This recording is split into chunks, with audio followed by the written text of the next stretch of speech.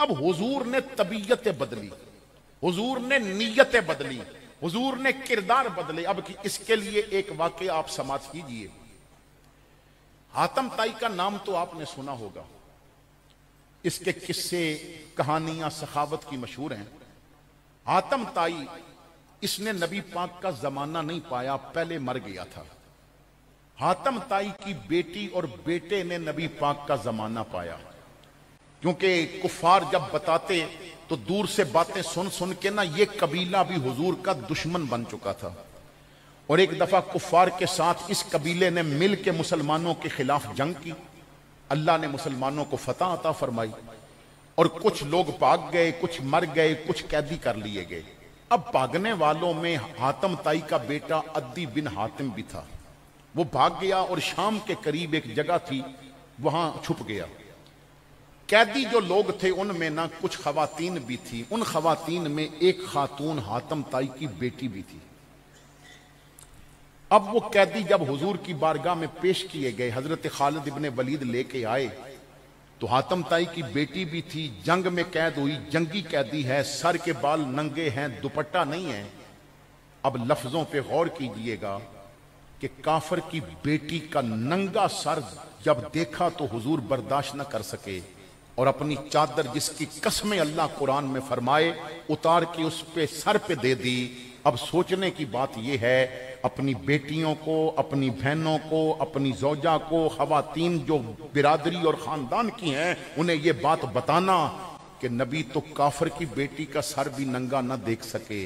उम्मत की बेटियों के सर नंगे हैं तो नबी को कितना दुख पहुंचता होगा, नबी कितने दुखी होते होंगे। ये तुम अपनी खुशी शादी के मौके पे जो दुपट्टा करना गवारा नहीं कर रही, ये सिर्फ तुम अपने हुस्न के लिए ये कर रही हो। तुम्हें क्या पता नबी भी दुखी हो रही हैं, फातिमा जहरा का दिल भी दुख रहा है। तुम थोड़े से मामले के लिए अपने नबी को दुखी कर रही हो। नबी पाक ने सर पे चादर दे दी। अब उससे रहा ना गया, कहने लगी मैं तो आपका कलमा भी नहीं पढ़ती, कैदियों को ऐसी इज्जत तो नहीं दी जाती, आपने मेरे सर पे चादर क्यों कराई? तो फरमाया बेटा कलमा पढ़ ना पढ़ ये बाद की बातें हैं, पर मैं तो सबक ही यह देता हूं, बेटी बेटी होती है, चाहे अपनी हो चाहे गैर की हो। आज हमारे जुलूस निकल रहे हैं कि हम फलस्तीन की बच्चियों की हिफाजत करेंगे। आज हमने जुलूस निकाले कि हम कश्मीर की बच्चियों की हिफाजत करेंगे। सवाल यह है, तेरे मोहल्ले की बच्ची जब गली में फिरती है वो तेरी नजर की बदी से क्या महफूज है? भाई हमारे मुल्क की बच्चियां कुत्ते से नहीं डरती मगर अपने मोहल्ले के नौजवान से डर जाती हैं। वजह क्या है? उन्हें पता है ये नाम का मिलादी है, अंदर सारा फसादी ही फसादी है, अंदर सारा गंद ही गंद है, अंदर गलाजत ही गलाजत है। तो जब तक तेरा किरदार अच्छा नहीं होगा, और किरदार अच्छा यूं होगा, मीलाद मनाओगे भी और सीरत अपनाओगे भी। मैंने पहले अर्ज किया है, अगर तुमने दूध दही की दुकान डाली है और कोई हिंदू और सिख आके तुझसे दूध ले रहा है, वो मुतमईन होके जाए ये मोहम्मद का गुलाम है, ये मिलावट नहीं कर सकता। तो जो बात अर्ज करना चाहता हूं, हुजूर ने फरमाया मेरा तो सबक ही ये है। अब जब उसने मौका देखा कि ये बड़ी शफकत फरमा रहे हैं, तो कहने लगी एक शफकत और फरमा दें, मैं अपने भाई के पास जाना चाहती हूं, वो शाम के करीब एक जगह छुपा हुआ है, मुझे पता है।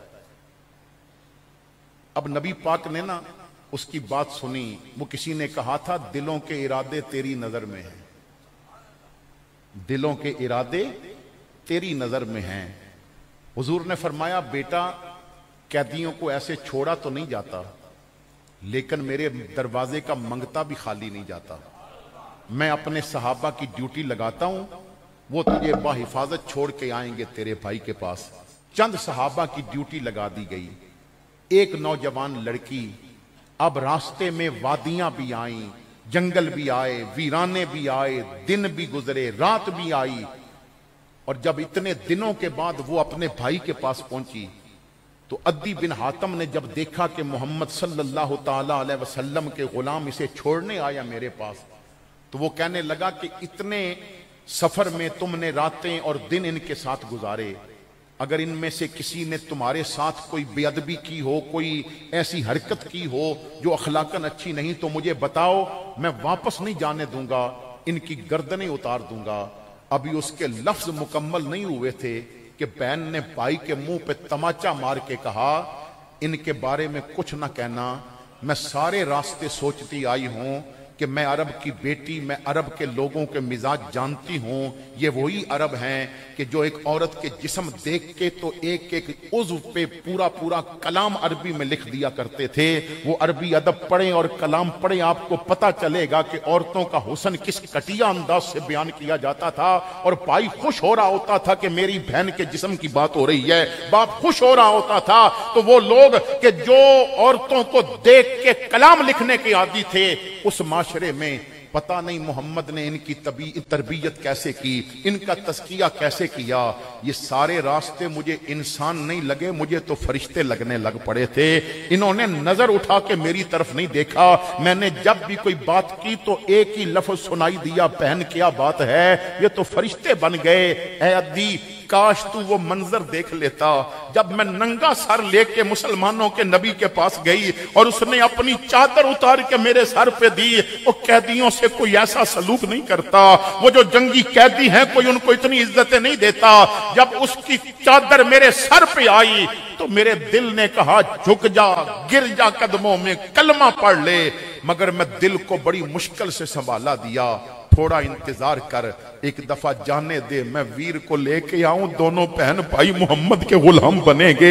ऐ अद्दी, हमने लोगों से सुना था, लोग झूठ कहते थे, मैंने अपनी आंखों से देखा है। उस जैसा ना कोई प्यारा दुनिया में है, ना उस जैसा अखलाक किसी का है। अद्दी चल, तुझे उसकी गुलामी में आके गुलाम होने का एहसास नहीं होगा, आका होने का एहसास होएगा।